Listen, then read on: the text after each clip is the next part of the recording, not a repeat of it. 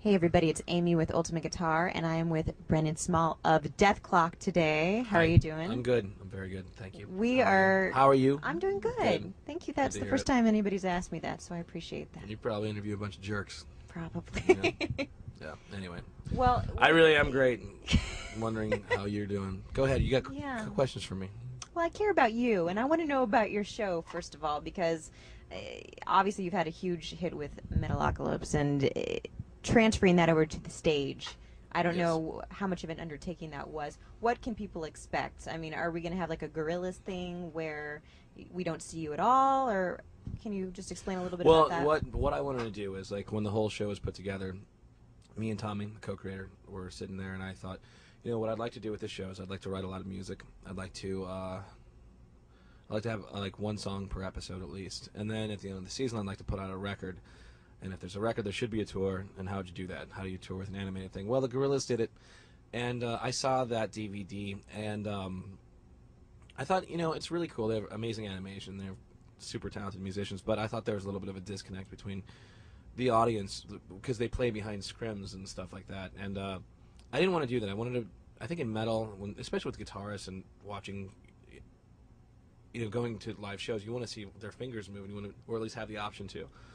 So what we decided to do was have us be on stage, have a gigantic like movie theater size screen behind us, and that's what the show is this screen. And we're not supposed to look like Death Clock because we don't. And I've said this a million times. I vow to not embarrass the audience by wearing wigs and mustaches and stuff like that, because I think personally that'd be horrible, and I would boo that show.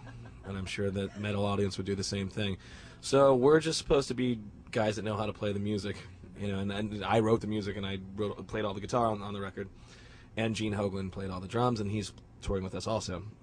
So so you can look at us, you can look at our dumb faces and watch us play if you want to. But the show's not about us. The show's about Death Clock, and that's behind us on the screen. It's a whole pre-produced, fully animated live show that's totally connected with the music. And Gene, the drummer, has a click track running through his headset, and he's lining everything up like to match perfectly with the downbeats and the cuts. So it's just one whole thing you're watching. And we have a light show with that, and fog and smoke and all that stuff too.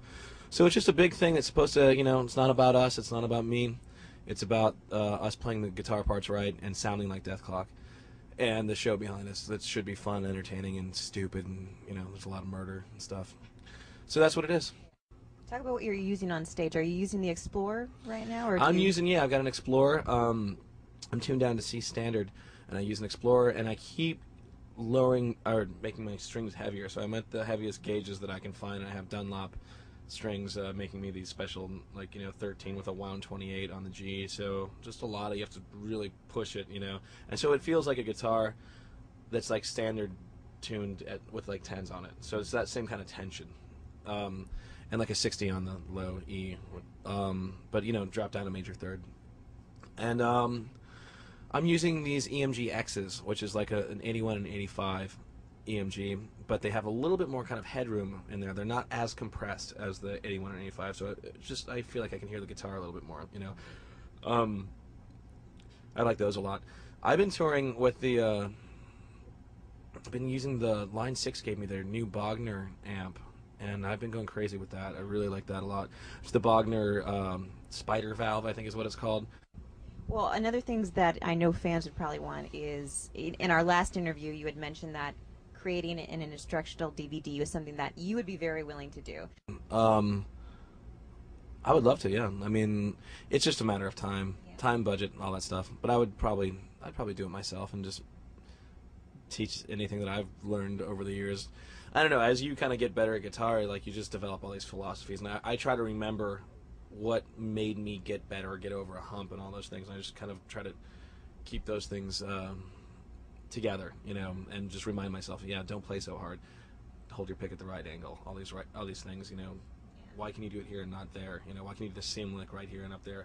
Well, a lot of it's mind over matter and stuff. I'm playing with guys that I'm playing with, like Mike Keneally, who's the other guitarist of the live thing, who's played with Steve Vai and Frank Zappa, and just an amazing guy who's got like a Zen way of playing guitar, or he's just like, I think at one point I was showing him like sweep arpeggio licks that we're supposed to harmonize for the thing. And he's like, oh, I guess I never really do that kind of thing before, but let me check it out. And he's like, he didn't do it right the first time. Then he said, mind over matter, mind over matter. He said that mind over matter twice, and then he could play it. And I was like, Wow. I think, yeah, that's pretty. I mean, half of it is a stupid mental battle. You just have to concentrate when you play and all that stuff. I don't know. I'd love to do something. It would hopefully be the funnier of the instructional videos. Yeah. But the Paul Gilbert one for me was the big one. The guy was such a great teacher. Just got my picking. The sextuplets and all the three upper string, all the Al Di Meola style stuff. So yeah. What is for specifically playing metal? You mentioned a couple of things there, but are there one or two tips that you could give to people who are trying to really master first the speed, at the same time being as heavy as possible? Right. What are some useful tools that you wish you would have known or tried when you first started? There's no real trick. That's the worst thing, But I realize for metal stuff, because 90% of it's rhythm guitar playing, and that's the stuff where you're just really it's not about the leads at all. It's just about being tight with with your rhythms, and when you're playing guitar and recording yourself, you force yourself to have to nail stuff. Recording yourself as often as possible is one of the best things you can do, because you really can force yourself to lock into things. Like, the other thing I would do is write riffs that were hard for me to play. Just try to write stuff, and you'd have to practice, and I'd have a deadline, and I'd have no choice but to get this stuff under my finger. So I challenged myself, but I made it my job to challenge myself at guitar. So just simple things, I think, are when you practice, pay attention to yourself. Like, don't play in front of the TV, and just go through scales, because you just keep on making mistakes that you're not paying attention to. I think when you're listening to yourself very carefully and just watching what you're doing, there's a very good reason why it doesn't sound right, and it's because this hand or this hand is screwing up, and you just isolate those things. Oh, just guitar tips. I don't know, what would I tell people? The metronome never hurts. If you're recording, you constantly have to line up to a click track. Are you going to be recording more? Are you writing music as we speak on the road? Or? I'm not writing music. I'm working on episodes on the road. So I have other animatics to approve and artwork and all that stuff and new QuickTime movies I have to download and check out and see where we're at with certain things. So I'm working the whole time. I have a lot more music to write when I get back for the last few episodes of Season 2. And then I've written tons of music for Season 2 already, and I'll go into the studio with Gene again and probably do the exact same thing, where I just go and elongate these songs, write a few new ones, and see how much work I can get done in a short amount of time. How about the... you mentioned an Epiphone, possibly an Epiphone guitar. That's still in the works. Maybe? It's amazing how bad legal can slow things down, but it's totally lawyers' faults at this point. But yeah, so there's Gibson has been talking about stuff, Epiphone has been talking about stuff, and I don't know. I'd love to. I have a prototype sitting at my house, and it's super awesome that I cannot really show anybody until everyone's agreed to all this stuff. So hopefully soon. Okay. I think it'd be one of the coolest things, and I think it'd be a cool guitar that's affordable and just plays great and sounds great.